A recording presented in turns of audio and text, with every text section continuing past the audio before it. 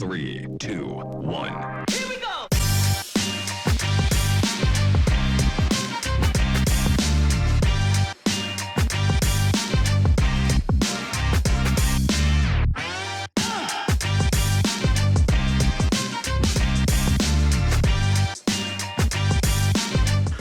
Ça a démarré, mais d'ailleurs, ça n'a pas démarré par moi. C'est tout le mérite et le crédit va à Alain Grégoire parce que ça a été le plus. Celui qui a été assez fou pour y penser, puis y croire, et qui a fait les efforts pour avoir les accréditations pour pouvoir justement lancer le projet de Futsal Haïti. À ce moment-là, je pense que c'est d'avoir cette permission-là, puis ensuite la crédibilité du projet. Tu sais, je veux dire, une équipe haïtienne au Canada, c'est quoi ça, tout ça, tu sais, est-ce que c'est communautaire, tout ça. Donc ça a été difficile à ce niveau-là d'aller chercher cette crédibilité-là pour aller chercher le financement, parce que le financement n'était pas promis au départ, c'était pas un projet qui était, il était supporté, il était approuvé par la Fédération haïtienne de football, mais il n'était pas supporté financièrement. Finalement, elle a été un petit peu parmi les hôtels et tout ça, mais en même temps, à la fin de la journée, c'est ce qui a été le plus difficile, en fait, au départ. En fait, je suis arrivé peut-être quelques mois en 2020, là, principalement, là, j'avais pris la décision que je voulais m'impliquer. Déjà à la base, c'était plus au niveau managing.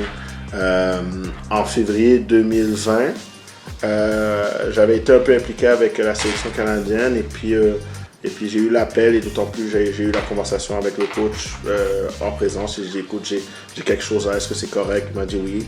Et puis au début, comme je te dis, c'est au niveau de managing, je devais aider à ce niveau-là.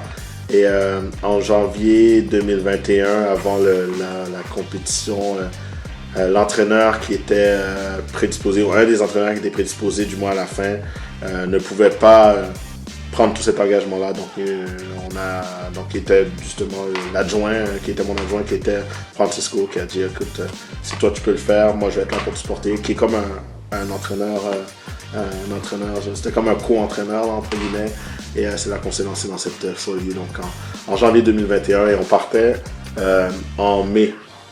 Notre premier match contre Costa Rica était le 3 mai.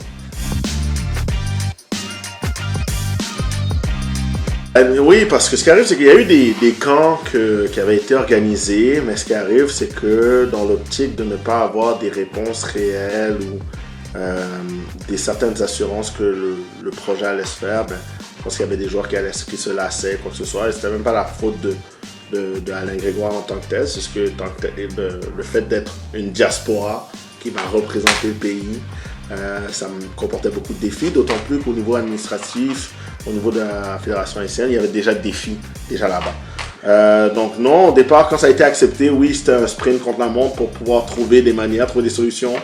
Mais encore une fois, on a prouvé qu'avec la communauté, puis tout le monde s'est mis ensemble, on a pu arriver à quelque chose de bien. La préparation, on savait qu'on allait jouer contre des programmes. Costa Rica, c'était un Costa Rica qui était solide là, aux allures du Brésil des années 2000. Là. Et on jouait contre le Canada, qui était une motivation en soi en tant que telle, parce qu'on était Canadiens aussi pour la plupart. Donc le défi, c'était la préparation, d'essayer d'amener tellement de concepts en peu de temps. C'est pas comme si on s'entraînait 5 fois semaine. Là. On n'avait pas accès au terrain, encore une fois, on avait accès au terrain de manière clandestine. Donc ça a été un défi financièrement. Tu sais, c'est un défi sur tous les. En fait, c'est un défi sur tous les flancs. Mais c'est ça qui est beau dans cette histoire-là, c'est qu'on y est arrivé. En bout de ligne, on y est arrivé. Il n'y a pas de mots, tu sais, en plus de ça, moi j'ai eu la chance de représenter mes deux pays tant que tel, là, puis quand j'ai représenté Haïti, j'ai senti quelque chose de spécial parce que j'allais dans mes ancêtres, j'allais loin. Tu sais, j'essaie toujours de de chercher une manière de montrer à quel point j'étais fier de mes origines, tu sais. Et quoi de mieux pour moi d'être sélectionneur de l'équipe de futsal et puis aussi dans les circonstances qui étaient tellement spéciales en bout de ligne, qui étaient impossibles et compliquées, mais ils étaient spéciales. Et puis c'est une fierté pour moi que tant que tel je ne pourrais jamais oublier. Ben, c'était dur pour tout le monde, hein. C'était dur pour moi aussi et tout ça, mais comme quand tu es à la tu sais, je veux dire, quand tu prends un projet comme ça et tu décides d'y aller, ben, t'as pas le choix d'y croire. Parce que tu dois te faire, pour te faire, il faut que tu te fasses convaincant, hein. Pour convaincre les gens, il faut que tu sois convaincu. Donc, je me disais que ça allait se faire. Je me disais que comme on allait se lancer, qu'on allait y arriver. Et puis, mais par contre, j'avais un pied aussi au niveau administratif, ce qui faisait en sorte que